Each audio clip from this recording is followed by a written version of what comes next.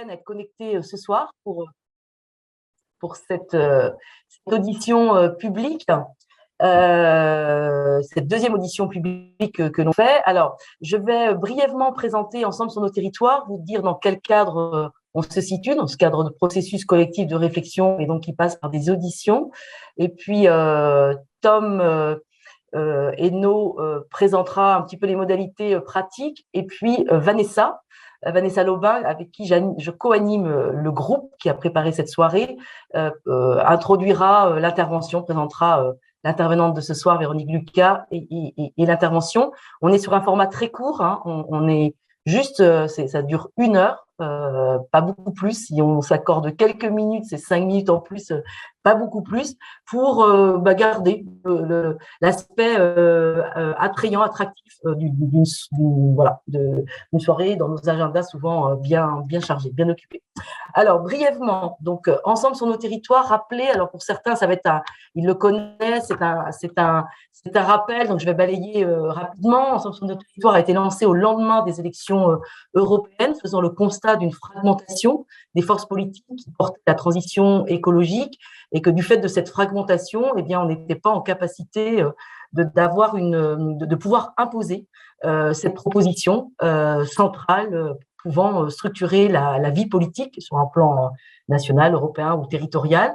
Et donc, à partir de là, sur nos territoires, s'est créé et cherche à rassembler toutes celles et tous ceux qui sont convaincus de l'importance de porter des projets de politique publique qui s'emparent des défis et des urgences climatiques, écologiques, de justice sociale aussi, et qui assument le fait de s'emparer des mutations structurelles à engager. Donc, il y a 3 piliers Ensemble sur nos territoires. Rapidement, ça rappelle un petit peu ça. Porter la transition écologique et sociale, c'est vraiment se redire que les activités humaines sont à redimensionner en fonction des écosystèmes naturels, mais c'est aussi assumer une profonde réforme de redistribution des richesses, l'équité fiscale. Donc pour la transition. Et puis, c'est aussi qui se situe dans l'espace européen, dans la conviction de l'Europe. S'appuyer sur les territoires, c'est de se dire qu'il y a un enjeu fondamental qui est que c'est en retrouvant une capacité d'agir et de démocratie locale qu'on arrivera à porter ces transformations. Et donc, on a une vision des territoires avec un renforcement de leur autonomie et de leur capacité d'action.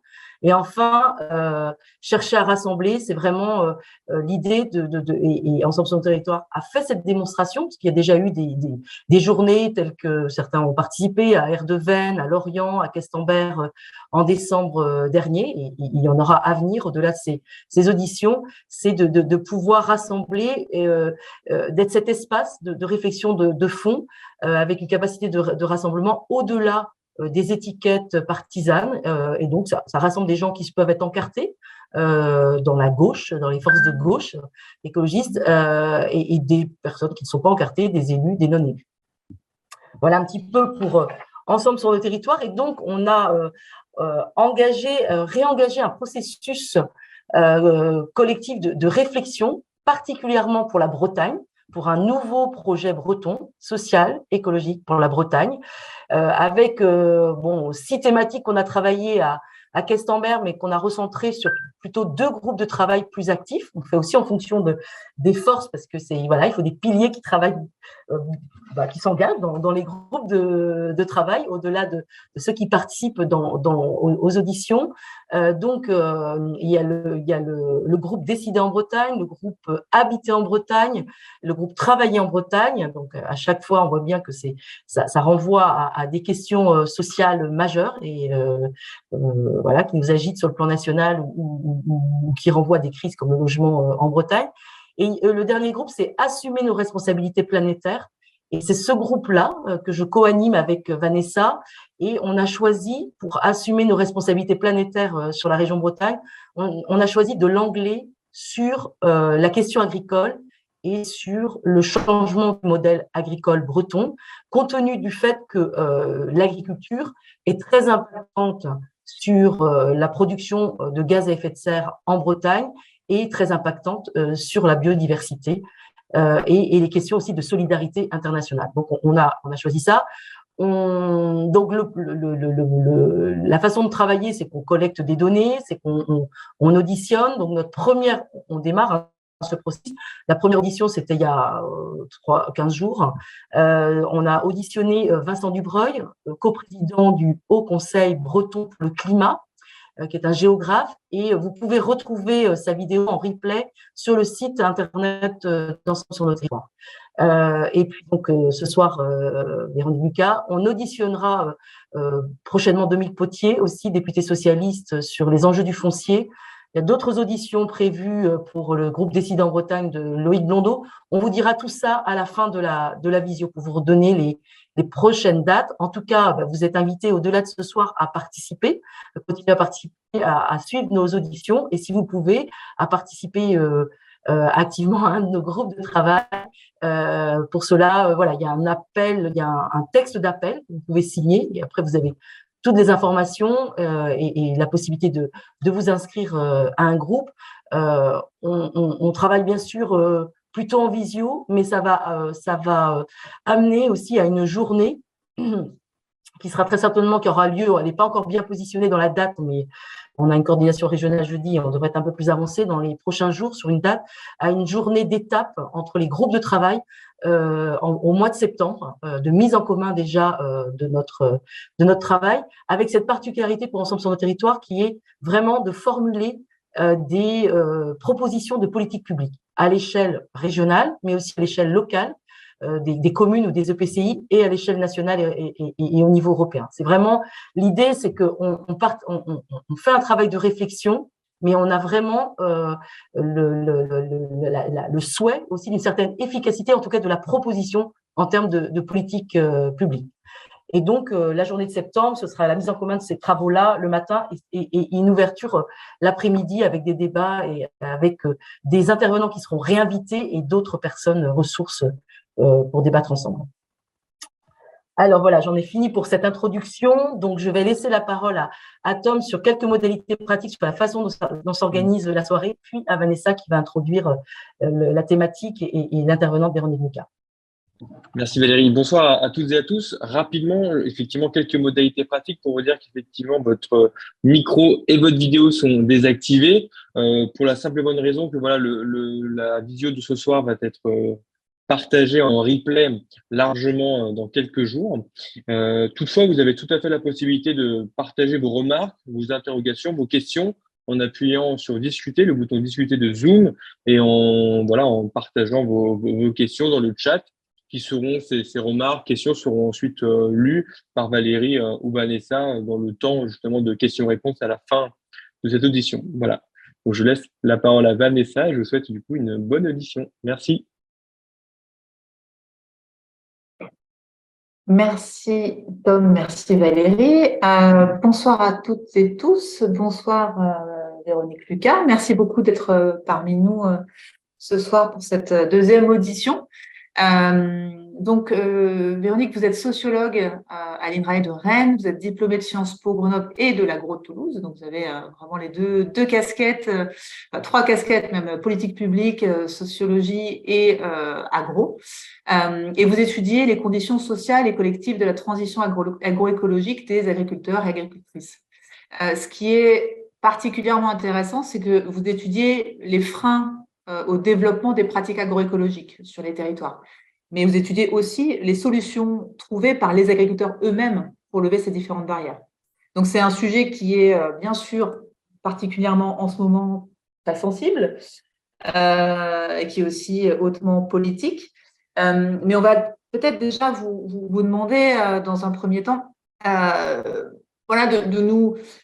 nous dire ce que vous pensez aujourd'hui de ce sujet hautement politique, parce qu'aujourd'hui, les tenants de l'agriculture dite conventionnelle ont tendance à assurer que l'agroécologie ne peut pas être déployée à grande échelle sur tous les types de production à rendement égaux dans le temps.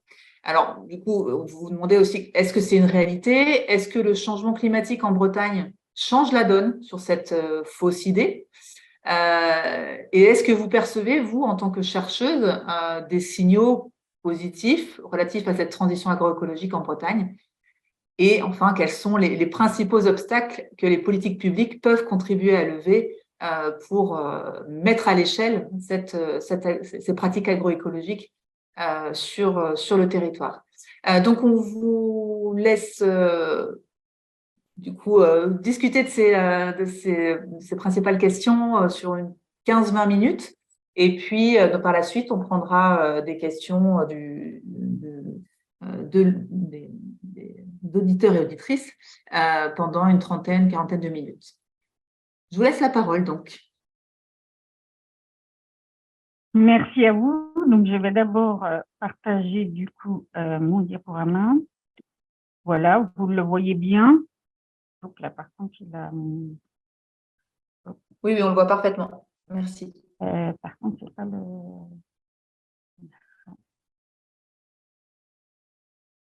Alors, vraiment... Allez-y.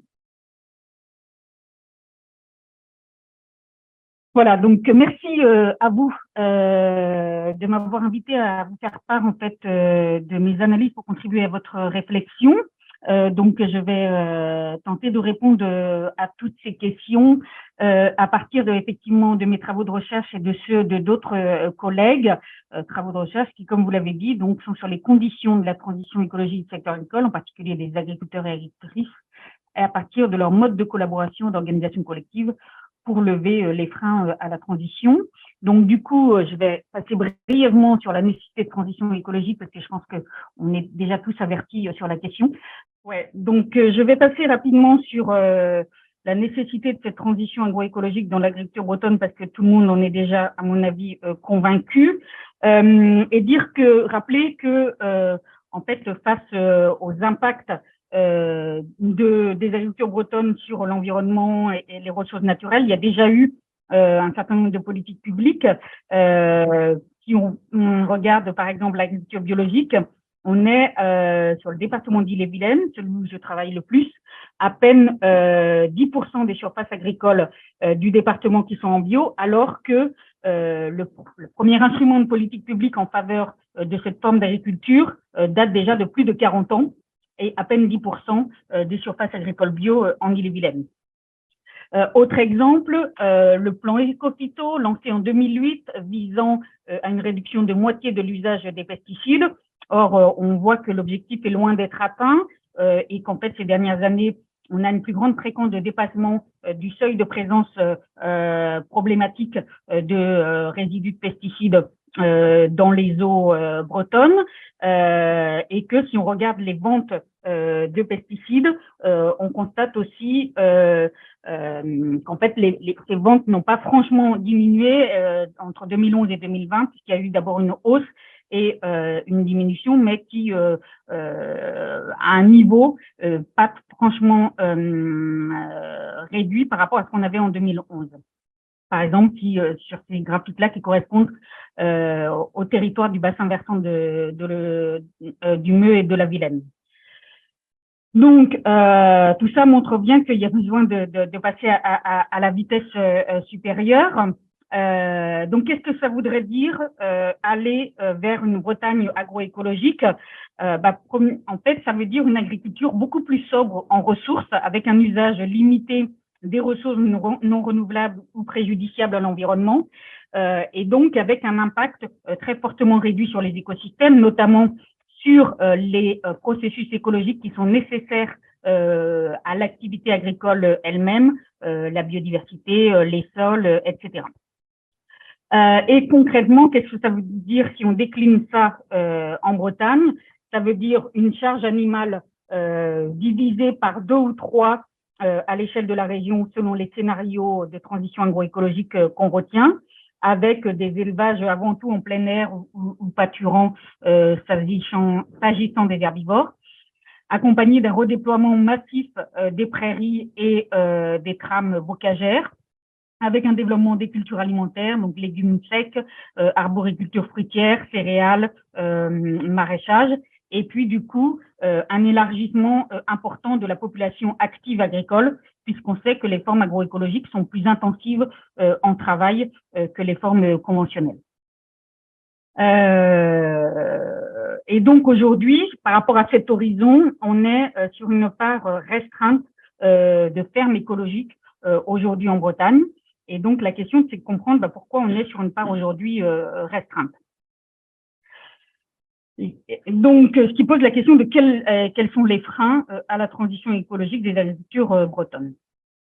Donc, en fait, quand on regarde justement les agriculteurs et agricultrices qui, eux, ont progressé dans l'amélioration écologique de leurs fermes, quand on étudie leur parcours de transition, on s'aperçoit qu'en fait, s'engager dans une réduction importante de l'usage d'intrants à l'échelle d'une ferme, c'est être confronté à un certain nombre de questions sans réponse, de besoins nouveaux, comme par exemple le besoin de connaissances nouvelles qu'on ne trouve pas forcément dans l'environnement technique habituel des agriculteurs, les conseillers et techniciens.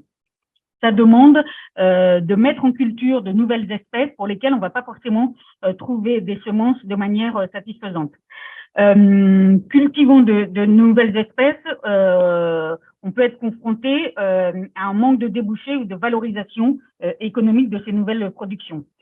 Développer des pratiques plus écologiques, ça peut aussi nécessiter de nouveaux équipements, certains onéreux, et puis ça peut entraîner aussi un surcroît de travail à l'échelle de la ferme.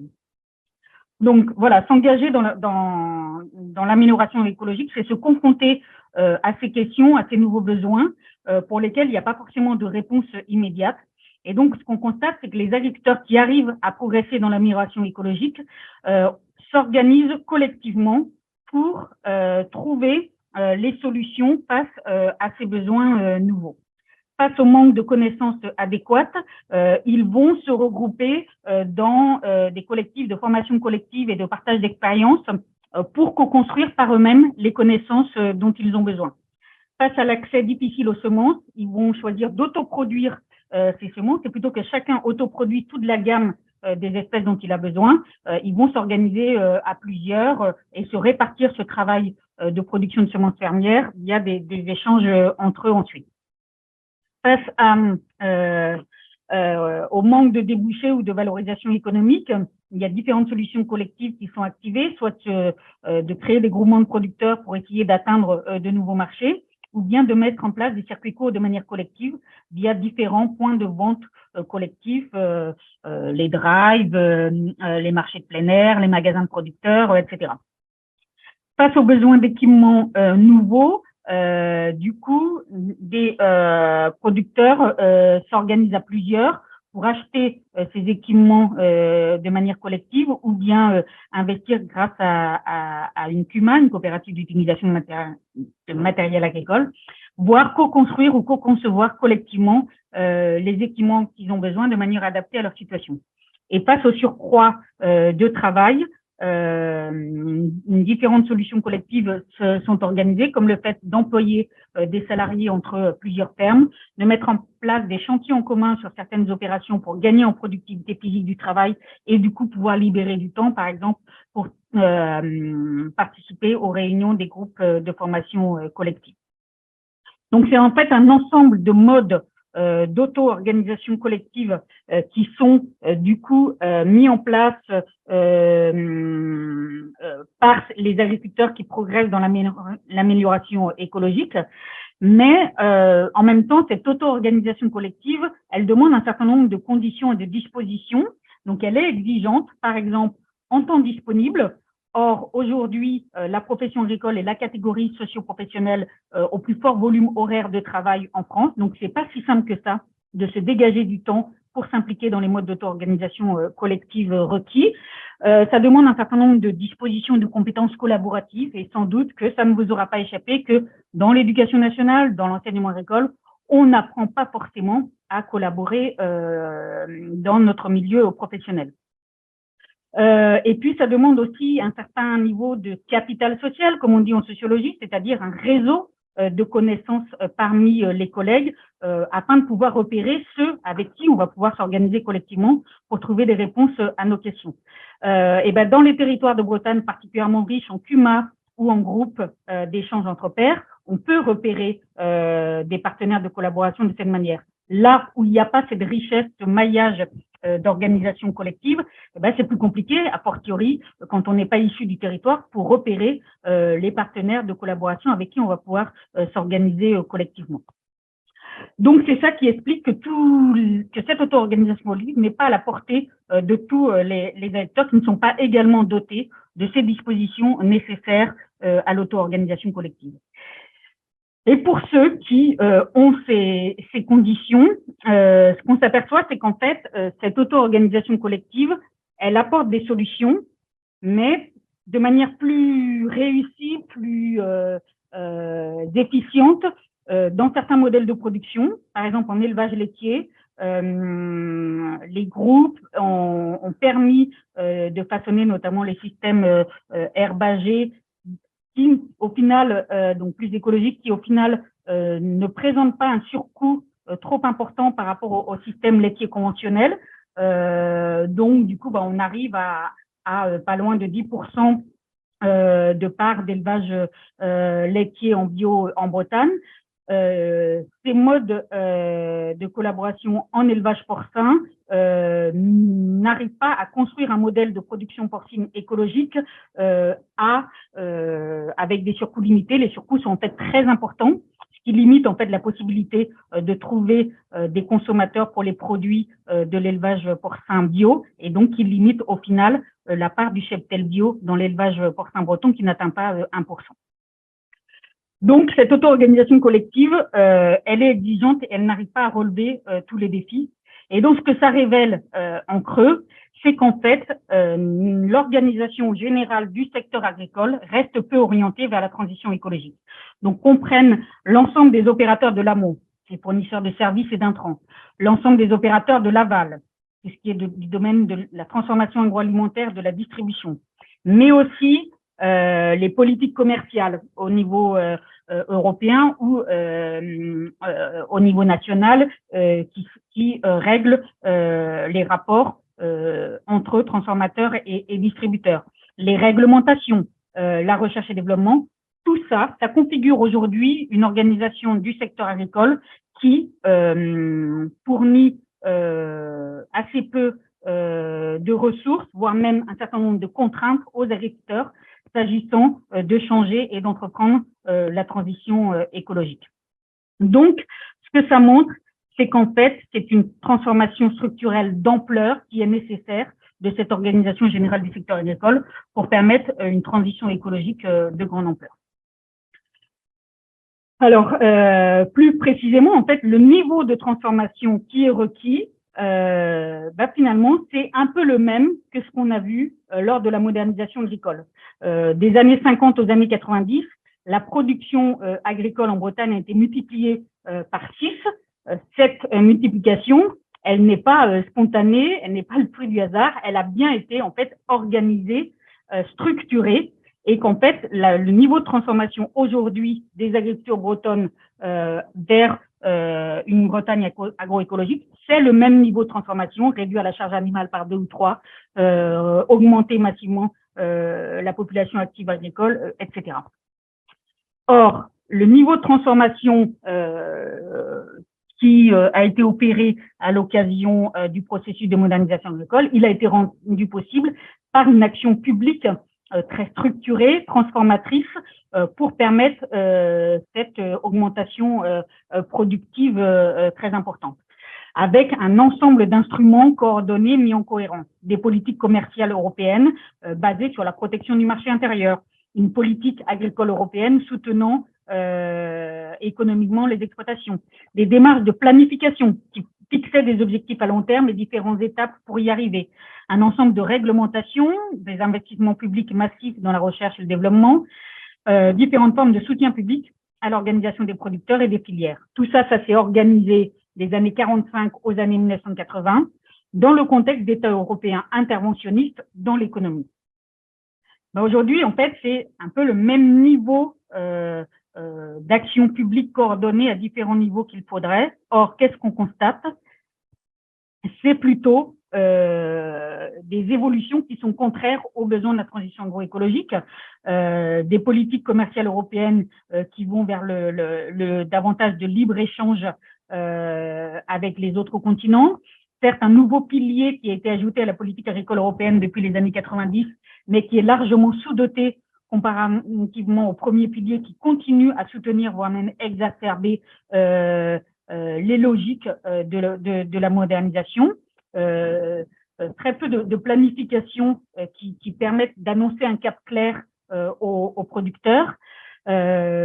Effectivement, beaucoup plus de réglementation environnementale, mais avec un affaiblissement des moyens de contrôle, donc qui rend inopérant ces réglementations.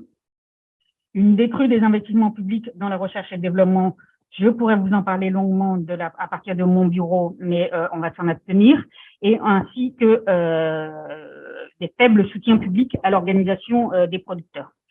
Tout ça parce que depuis les années 90, on est dans le contexte d'États européens non interventionnistes au nom de la dérégulation et de laisser faire le marché. Alors qu'en fait, ce qu'il faudrait, c'est plutôt revenir à des politiques commerciales européennes protectrices, mais cette fois-ci dans le but d'imposer des standards écologiques exigeants au sein de l'Europe et d'imposer ces mêmes normes aux importations arrivant sur le marché européen pour ne pas mettre en concurrence nos productions sur le continent européen avec des importations qui résultent d'un moins-disant social et environnemental. Une politique agricole européenne massivement orientée vers la transition écologique et sur ces deux piliers, revenir à des démarches de planification pour annoncer un cap clair aux producteurs et à l'ensemble des opérateurs du secteur pour qu'ils sachent vers où aller, voilà, des réglementations dotées de moyens de contrôle pour pouvoir les faire respecter, des investissements publics en R&D orientés vers la transition écologique et des soutiens publics accrus à l'organisation des producteurs. Donc bref, une action publique qui pilote réellement à long terme les nécessaires transformations structurelles de pour arriver à une organisation générale du secteur agricole favorable à la transition agroécologique. Et aussi avec une logique de subsidiarité, pas seulement au niveau européen et national, mais aussi du local en fait à l'européen, une action publique tout entière dirigée vers la transition agroécologique, avec une gestion décentralisée des financements publics dédiés, davantage de pouvoir réglementaire, puisque la transition agroécologique, elle ne s'oppose pas de la même manière en Bretagne qu'en Franche-Comté, dans le Massif central ou en Corse. Donc, il faut vraiment doter les régions de la capacité, en fait, à adapter les stratégies pertinentes par rapport à leur territoire, aller vers davantage de partage du foncier agricole, une intégration massive de nouveaux actifs agricoles, notamment par les leviers régionaux. Et puis aussi équiper l'action publique locale de nouvelles capacités d'animation agricole locale, avec réellement des postes d'agents de développement local, de facilitation de coopération agroécologique, par exemple pour créer des groupements d'employeurs au niveau local entre les termes d'un même territoire, qu'elles puissent employer des salariés partagés et du coup gagner en force de travail pour conduire cette transition, des groupes d'entraide et de partage entre cédants pour ne pas le laisser seul face aux défis de la transmission, une capacité nouvelle d'intervention économique, notamment par la commande publique au niveau de l'action publique locale, capacité de régulation territoriale face aux possibles tensions qui vont exister parce que l'agroécologie, c'est davantage fonder les processus de production sur des ressources locales, le foncier local, la biomasse locale, l'eau, le bâti, le logement, si on veut intégrer de nouveaux actifs agricoles, augmenter la population active agricole, il faut aussi des possibilités de logement, donc des ressources qui peuvent être sujettes à tension, et donc il faut aussi une régulation territoriale pour établir des priorités autour de ces ressources. Bref, en guise de synthèse, aujourd'hui, le constat qu'on peut faire, c'est que la transition écologique, elle est amorcée davantage par les organisations collectives d'agriculteurs, donc par une surresponsabilisation d'une part restreinte des acteurs, ceux qui ont les dispositions pour pouvoir s'organiser collectivement, accompagné en parallèle de quelque part aussi une surresponsabilisation d'une partie restreinte des consommateurs qui s'alimentent de façon écologique, mais aussi parce qu'ils ont les dispositions en général pour le faire. Avec une action publique aujourd'hui peu au rendez-vous, prenons l'obligation de 20% de produits bio dans les achats pour la restauration collective publique Elle est annoncée depuis longtemps pour être effectif en 2022. Aujourd'hui, on a 6% seulement d'achats de produits bio dans la restauration publique. Et puis, de manière globale, on n'a pas un engagement des transformations structurelles nécessaires, comme le disait le président de l'autorité environnementale. Cela est vrai pour l'agriculture, mais aussi pour d'autres secteurs, qui a amené l'autorité environnementale à conclure que plus généralement, la transition écologique n'est pas amorcée en France. Donc, il faut réinvestir l'action publique de capacités transformatrices, la réorienter massivement vers un cap clair de transition agroécologique, et ce, du niveau local au niveau européen. Voilà donc pour mon propos et sur lequel je suis prête évidemment à discuter. Merci beaucoup. Je vais juste peut-être démarrer pour amorcer la discussion, mais Vanessa va pouvoir compléter. Alors, ça doit être frustrant pour ceux qui écoutent. On est sur un format court, donc on vous propose plutôt de réagir par le chat. Alors, il y a Gilles Luneau qui a posé des questions très précises et je trouve que c'est intéressant parce que ça va amener à vraiment préciser les propos. Et puis moi, je vais avoir une question plus large. La première, donc je reformule les questions de Gilles et j'espère être assez fidèle. La première chose, c'est l'observation que avant toute cette transformation de modernisation productiviste, c'est que les fermes se ressemblaient et qu'aujourd'hui, elles se sont spécialisées. Et donc, il y a peut-être moins d'homogénéité. Je reformule ça un peu comme ça. Donc, est-ce que c'est pas un frein à l'organisation collective et aux transitions à engager? La deuxième question, c'est le fait que les enjeux de climat et de biodiversité, en fait, c'est plutôt une conviction. Ça oblige ça oblige à penser en termes de géographie, de bassins versants, de géologie de nature des sols, de ressources. Vous l'avez un petit peu abordé. Donc, c'est pas une adaptation ferme par ferme, mais plutôt un travail peut-être par territoire. Alors, vous l'avez un petit peu abordé en parlant de régulation par territoire des ressources, mais là, est-ce que là, il y a pas un levier qui est que ça doit s'organiser avant tout, oui, en effet, sur le plan territorial, avec les ressources qui sont communes pour les fermes d'un même territoire. Et la troisième question, c'est l'articulation nécessaire, indispensable entre transition agricole, et je reformule comme ça, et politique alimentaire, et régime alimentaire. Donc la question, elle est très directe vers l'INRAE. Est-ce que l'INRAE travaille sur les leviers pour relier la dynamique de transition agricole dans toute la société, quoi. Donc, puisque ça passe par aussi un changement de régime alimentaire. Et peut-être une question moi plus large, c'est que on voit bien que dans votre présentation, à un moment donné, si on regarde dans le passé, dans les années 60-62, le récit productiviste, en effet, tous les leviers, toutes les planètes ont été alignées et en fait, tout le monde s'est activé. Et voilà. Et aujourd'hui, on voit bien qu'il y a la nécessité d'avoir un nouveau récit et d'embarquer tout le monde, mais on est loin de cette convergence au départ. Et aujourd'hui, on voit bien, Sainte-Soline, les clivages, particulièrement en Bretagne aujourd'hui, un syndicat, le syndicat majoritaire FDSEA, qui se permet une lettre au préfet pour demander à ce qu'on exclue son concurrent syndical. Enfin, on est loin de cette convergence et donc par quoi on démarre, quoi. Par quoi on amorce pour essayer de relancer une convergence et donc un nouveau récit. Voilà pour un premier temps. Je ne sais pas si Vanessa, tu veux compléter. C'est déjà assez dense. C'est déjà pas mal. On va déjà commencer pour ce batch de questions et puis on fera d'autres après. Voilà. Ouais. Je te laisse pour la deuxième série, Vanessa. Ok, vaste question, effectivement. Alors, sur la première question, spécialisation, comment on fait? Alors, effectivement, la transition agroécologique, ça demande d'aller vers des systèmes plus diversifiés, mais on peut aussi faire des compromis entre diversification et spécialisation et plutôt penser des complémentarités entre systèmes spécialisés à l'échelle locale. moi, je travaille sur plusieurs projets de recherche où l'idée, c'est d'avoir, par exemple, développé des complémentarités entre fermes d'élevage et fermes de grande culture. Il y a des choses, en fait, on voit en fait davantage d'échanges de matière entre éleveurs et céréaliers, entre maraîchers et éleveurs.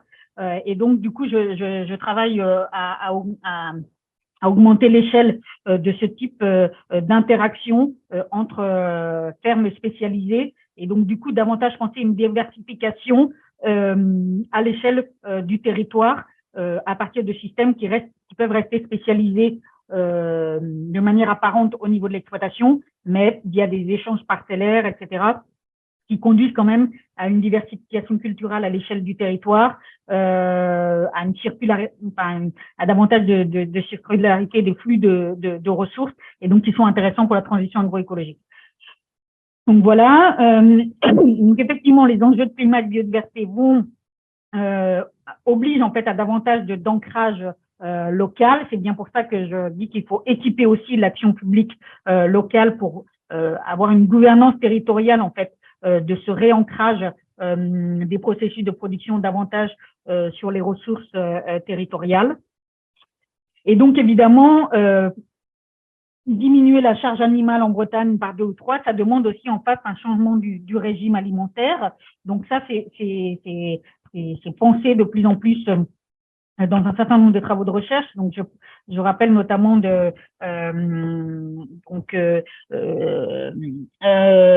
mise dans la discussion publique faite par l'INRAE il y a quelques semaines de scénarios prospectifs pour aller vers le zéro pesticide.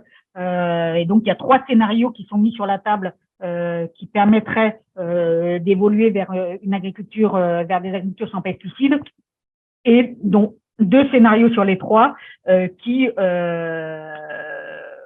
incluent comme dimension une révision du régime alimentaire avec beaucoup moins de protéines animales, mais en gardant quand même une partie, mais beaucoup plus réduite, notamment pour valoriser les prairies. Donc, c'est effectivement des travaux de recherche sur lesquels, qui se penchent sur cette question.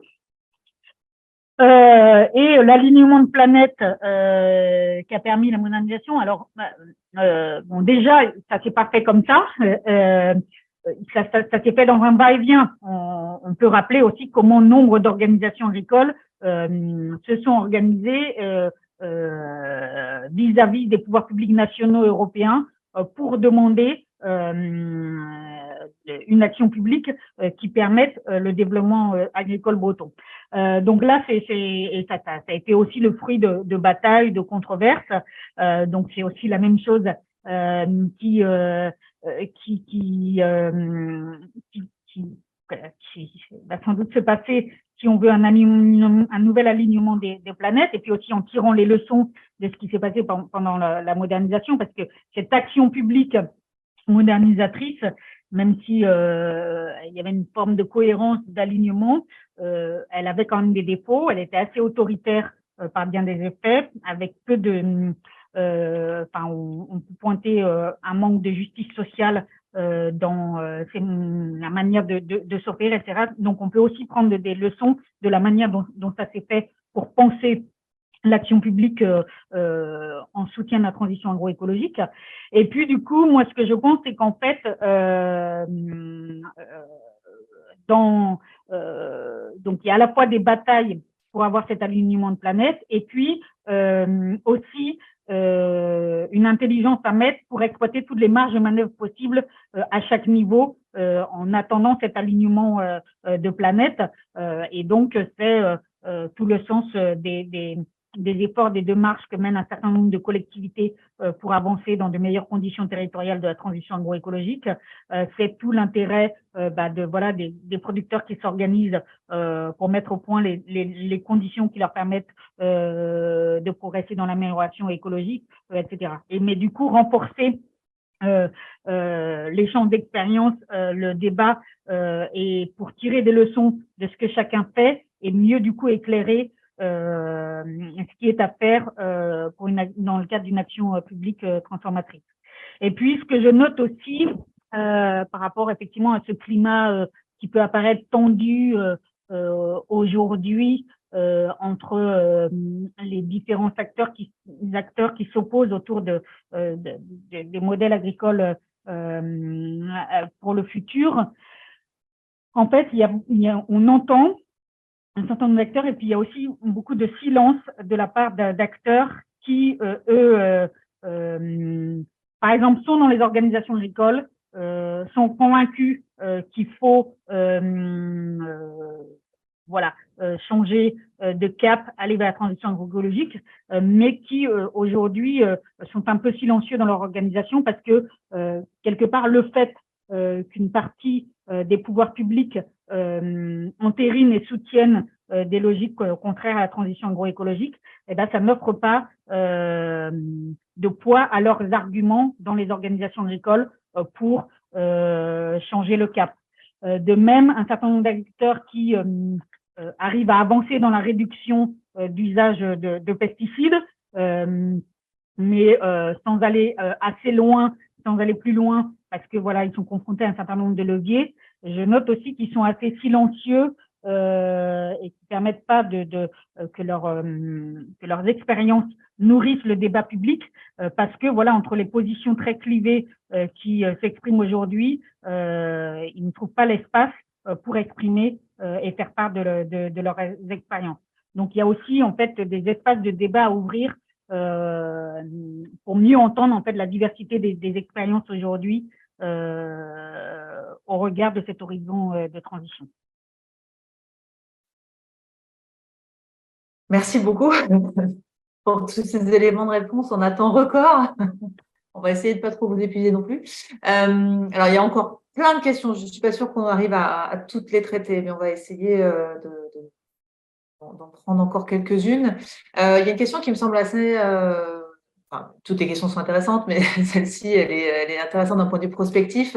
Par rapport à l'arrivée de nouveaux Bretons sur la décennie, ce serait environ 400 000 habitants. Est-ce que ça ne va pas accélérer la prise de conscience sur la nécessité de la transition écologique en Bretagne et donc du coup changement de modèle, à la fois pour les habitants qui vont vivre autour de l'espace agricole, qui du coup vont forcément avoir un avis à donner, mais aussi, je pense aussi à tous ces nouveaux agriculteurs, ces néo-agriculteurs qui sont souvent des jeunes, en tout cas quand ils sont en agroécologie, qui sont souvent des jeunes très bien formés, qui savent aussi aller chercher de la subvention, qui savent finalement lever les freins dont vous parliez tout à l'heure. Est-ce qu'il y a est-ce que c'est anecdotique ou est-ce que c'est un vrai mouvement de fond qui est en cours en Bretagne, de votre point de vue? Première question. Alors, ensuite, je vais en prendre encore quelques-unes. Est-ce que, alors, il y a une question de Didier Prost, est-ce que la sociologie peut contribuer à la réorganisation de ces systèmes productifs locaux, effectivement, notamment fondés sur les bassins versants ou sur des territoires, sur des terroirs cohérents, en aidant par exemple à la création d'entreprises agricoles à mission avec, alors c'est très précis, hein, mais avec la comptabilité CARE, donc CARE, je viens de le lire, hein, c'est la comptabilité adaptée au renouvellement de l'environnement qui prend en compte donc les externalités négatives des entreprises. Est-ce que la sociologie peut contribuer de ce point de vue-là dans l'amélioration, enfin la réorganisation de ces systèmes productifs locaux? Et je vais prendre une troisième et après, je pense que déjà, ce sera pas mal. Une dernière question donc, de Barthélémy Gonella. Aujourd'hui, alors que la Bretagne a été pensée comme grenier de la France au lendemain de la guerre, est-ce qu'on peut raisonnablement sortir d'une agriculture intensive et non environnementale sans impacter et déstabiliser ce mode de nourrissage de la France? Vaste question. Beaucoup plus loin. Mais bon, ça permet aussi quand même d'avoir cette ouverture politique, parce que la Bretagne n'est pas seule. La Bretagne est aussi dans son système français, système monde. On peut peut-être juste, je me permets de raccrocher à la question, la dernière question là, qui est formulée, la question de Bernard David. Oui. sur réduire le cheptel animal par 2 ou 3, c'est une déflagration sur l'ensemble de l'économie bretonne, largement dépendante de l'agronomie. Donc, voilà, quelles sont les études, les recherches existantes en cours qui permettraient d'envisager, voilà, d'avoir une prospective sur comment on le fait. Et voilà, il y avait une autre suggestion de Ludovic Massard qui était, est-ce qu'il n'y a pas un nouveau récit de l'agroalimentaire à produire? Et toute excuse pour toutes les questions qui ne sont pas traitées en ce moment, mais c'est vrai que c'est toujours très frustrant. Il faudrait qu'on ait 2 heures, 2 heures 3, mais on vous laisse donc répondre, Véronique. Alors, il y a certaines questions. Ce que peut apporter la sociologie, bon, déjà vu le faible nombre de sociologues, ça va être vite vu, hein. Donc voilà, je suis la seule sociologue de l'INRAE de Rennes. Donc voilà, on est quand même de parents pauvres dans la recherche. Et donc du coup, la question, ça va être d'abord de, quand je dis aussi investir dans la recherche et le développement, notamment en sciences sociales de manière générale, pour pouvoir travailler aux différentes dimensions de la transition, donc qui n'est pas qu'une transition technique et productive, mais aussi de notre organisation en général. Alors, sortir d'une agriculture intensive, quelles répercussions sur l'alimentation, pas seulement de la Bretagne, mais ailleurs, quelles répercussions sur l'agroalimentaire. Bon, on est déjà de toute manière sur une fragilisation très forte. On le voit bien comment la grippe aviaire a produit une déflagration en Bretagne liée aux concentrations animales dans ce secteur. Donc, on a quand même des acteurs de la transformation avicole qui se pose la question d'aller ailleurs parce que voilà, ils se rendent compte que enfin voilà, il y a alors qu'ils ont eux-mêmes contribué à cette concentration animale, elle se révèle un facteur de fragilité et on pourrait arriver à une délocalisation des filières avicoles assez vite, voilà. Et la même chose pourrait arriver au niveau de l'élevage porcin, puisque voilà, il y a déjà eu des passages de grippe porcine à l'être humain. Donc, il y a une circulaire préfectorale qui demande une vigilance à tout problème respiratoire chez les travailleurs du secteur porcin. Voilà, donc vous imaginez ce que ça peut produire aussi en termes de déflagration en Bretagne. Donc, si on ne fait rien, de toute manière, il peut y avoir d'autres choses qui vont fortement fragiliser les filières agroalimentaires bretonnes. Elles nourrissent au-delà des Bretons, mais elles se nourrissent de la terre de d'autres régions. Nous importons pour l'alimentation animale d'Amérique latine, d'Ukraine jusqu'à il y a peu, du sud de l'Europe, et puis aussi de d'autres régions pour nourrir cette charge animale importante. Donc, diminuer cette charge animale importante en Bretagne, c'est aussi libérer des terres dans d'autres pays, sur d'autres continents, pour nourrir les populations humaines. Je vous signale que le Brésil a renoué avec les problèmes de faim ces dernières années, alors qu'il n'a cessé de continuer à exporter énormément de denrées, notamment pour l'alimentation animale. Voilà. Et en fait, ce qu'on peut aussi mettre en avant, c'est des études qui ont été faites à partir de l'élevage laitier, qui mettent en évidence que les élevages laitiers écologiques sont plus intensifs en main-d'œuvre que les élevages laitiers conventionnels et que certes, ils entraînent moins d'activités, donc moins d'emplois dans les filières amont et moins d'activités et d'emplois dans les filières aval, mais qu'en fait, le déficit d'emploi en amont et en aval est moindre que le surcroît d'emplois au niveau des fermes laitières écologiques. Donc, cette transition agroécologique, elle peut permettre en fait d'avoir davantage d'emplois dans les fermes, même s'il y a et moins d'emplois en amont et en aval. Quand on voit la qualité des emplois dans les abattoirs agroalimentaires bretons, bon, est-ce que c'est un mal qu'il y ait ce transfert? Par contre, ça repose toute la question de la formation de l'accès à la formation continue pour les travailleurs de manière générale. Et c'est pas que dans le secteur agricole. On sait que la transition écologique va entraîner des transferts d'emploi et de main-d'œuvre. Et donc, tout l'enjeu est en fait d'avoir un système de formation continue tout au long de la vie à la hauteur de ces mutations du travail que va générer la transition écologique. Alors, l'arrivée de nouvelles populations, non, il y a clairement davantage d'aspiration pour le métier d'agriculteur.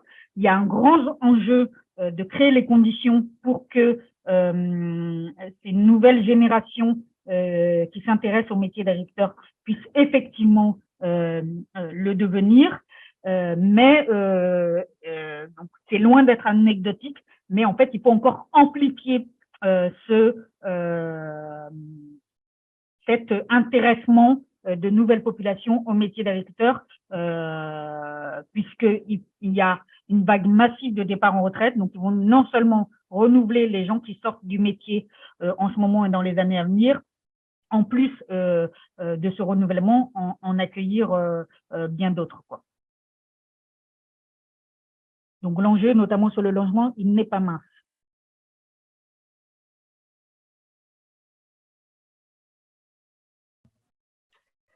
Alors, il y avait d'autres questions, mais peut-être quelques questions. Il y avait cette question sur le fait, est-ce que c'est compliqué de réorienter les structures actuelles. Donc, est-ce qu'on peut penser quand même qu'il faut chercher à ouvrir des espaces de réflexion, de débat et donc de réorienter les structures actuelles, ou ça passe plutôt vraiment par l'invention de nouvelles structures. Donc, il y avait cette question.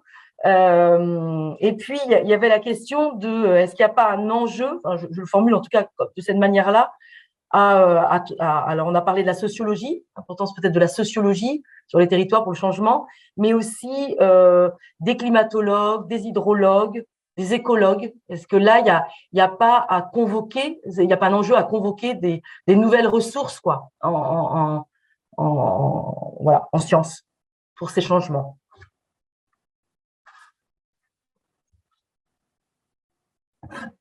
Alors, effectivement, il faut aller vers davantage en fait d'interdisciplinarité dans l'organisation de la recherche. Qu'aujourd'hui, en fait, ça avance très peu, aussi parce que voilà, la modification des structures de financement et la baisse des financements alloués à la recherche fait que ça ne nous pousse pas en fait à l'interdisciplinarité sur ces enjeux-là, et ça pousse plutôt à être chacun dans son silo. Donc c'est aussi en réinvestissant massivement dans la recherche qu'on va créer les conditions aussi de cette interdisciplinarité, mais aussi voilà en mettant l'imagination au pouvoir aussi dans le secteur de la recherche, et non pas comme on le fait aujourd'hui en réduisant les moyens de la recherche, quelque part, en obligeant la recherche publique à se tourner vers les besoins des acteurs privés en capacité de financer la recherche. Là, je peux vous dire que ça ne va pas vraiment dans le sens de développer des travaux interdisciplinarité qui apportent des solutions aux défis actuels. Et puis après, faut-il réorienter les structures actuelles, en inventer de nouvelles? J'ai envie de dire les deux mots général, dans le sens où de toute manière l'innovation, elle se fait souvent voilà, dans des espaces un peu à la marge, mais du coup si on la soutient et si on la reconnaît et si on la légitime, ça oblige les structures en place, du coup, à avancer elles aussi. Or, aujourd'hui, en fait, l'innovation qu'on a, elle est assez peu soutenue. Donc, on le voit très bien là sur le secteur bio qui est en difficulté. On voit très bien comment l'année dernière, il y a eu un peu de difficulté dans le secteur porcin, en 2021, dans le secteur porcin, et dans le donc là, on a eu sans peine un État qui est venu à la rescousse de la filière. On a des difficultés dans la filière bio, et là, on peine à avoir quelques millions de la part de l'État pour soutenir le secteur bio. Or, le secteur de l'agriculture biologique, avec toutes ses limites, certes, est aujourd'hui un secteur où se produit de l'innovation intéressante pour penser la transition agroécologique. Donc voilà, le fait qu'il ne soit pas soutenu, ça n'incite pas les autres structures à aller dans ce chemin-là, puisque du coup, leurs innovations ne peuvent pas, du coup, ne sont pas des ferments qui incitent les autres à prendre le même chemin, quoi. Voilà pour ce que je peux répondre. Peut-être juste une petite dernière question, parce qu'on parle beaucoup de la partie l'organisation côté producteur. Et là, il y a une question qui est, est-ce qu'il ne faut pas, donc on a parlé quand même des politiques alimentaires, mais c'est un petit peu tout, mais c'est aussi des politiques éducatives, en fait. Éduquer autour de la consommation alimentaire, populariser le bio, pour permettre à chacun de… Et est-ce qu'il y a des recherches autour de ça? Alors, moi, je me méfie un peu de cette idée de surresponsabiliser le consommateur par de l'action éducative, de l'action de sensibilisation en direction des consommateurs. Déjà, que l'action publique, elle achète 20% de produits bio, ça permettra déjà qu'il y aura plus de produits bio dans l'alimentation offerte, notamment aux jeunes publics. Que l'action publique interdise un certain nombre d'aliments aujourd'hui dont les études s'accumulent pour montrer leurs effets néfastes, comme les produits ultra transformés. Pourquoi vouloir conscientiser le consommateur sur le fait que c'est pas bon pour sa santé? Interdisons-les par la réglementation. Parce que pourquoi vouloir surresponsabiliser le consommateur dans ses actes de consommation, alors que il y a une action publique qui est là, qui dispose de pouvoirs réglementaires, etc. Donc, je suis davantage en fait dans cette les changements alimentaires, on en a déjà vécu il y a plusieurs décennies. Ils n'ont pas été décidés par le consommateur. C'est bien aussi parce qu'on a mis de nouveaux produits dans les étals, force publicité, etc. En fait, c'est aussi par l'action publique qu'on peut mettre de côté ce qui n'est pas bon pour la santé, privilégier dans la commande publique les produits écologiques. C'est comme ça qu'on permet aussi aux consommateurs de les connaître et de se conscientiser de fait à l'intérêt d'une alimentation écologique, quoi.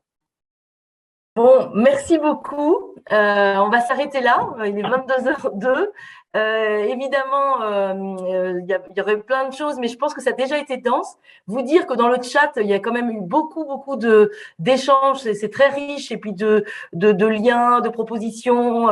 On sait qu'il y a des études prospectives qui ont été menées, qui sont menées par la région, par la Chambre d'agriculture. On sait aussi que parfois il y a des reculs, il y a des reculades, alors que des scénarios prospectifs pointaient bien les enjeux, par exemple, de réduction du cheptel. Mais en tout cas, vous dire qu'on reprend bien tout ce qui a été dit dans le chat, parce que ça va vraiment nourrir nos travaux, les propositions. Il y avait une question sur le foncier aussi, comme enjeu pour la transition agroécologique, la question de l'action foncier.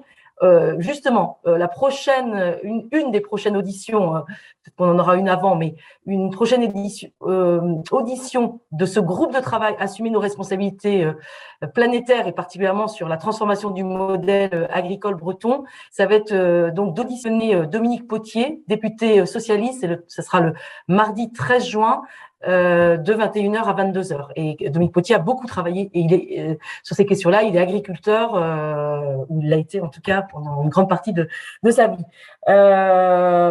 Voilà, on va s'arrêter là. En tout cas, on va. Donc, il y a beaucoup de remerciements pour l'intervention, pour la présentation très claire, qui ouvre beaucoup de pistes de réflexion. Merci aussi à chacun à vos contributions, et annoncer aussi une autre audition publique, donc plus proche là. Donc c'est avec le groupe, c'est piloté par le groupe Décider en Bretagne, donc très intéressant. Loïc Blondiot sur le sujet de la démocratie, et on sait ô combien c'est important actuellement. et la question de la participation des citoyens, des citoyennes, de la démocratie participative, et au-delà peut-être du mot tarte à la crème, enfin, pouvoir se pencher sur ce sujet-là avec Loïc Blondiot. Et donc, ça se passera le mardi 16 mai, et là, c'est par contre à 20h, je crois. Voilà. Donc, n'hésitez pas merci à tous, à vous connecter, à aller voir le site d'Ensemble sur nos territoires, à venir nous rejoindre dans ce travail-là, continuer les auditions ou participer plus activement à un des groupes de travail. On vous accueille avec plaisir. Et puis, très bonne soirée à toutes et à tous.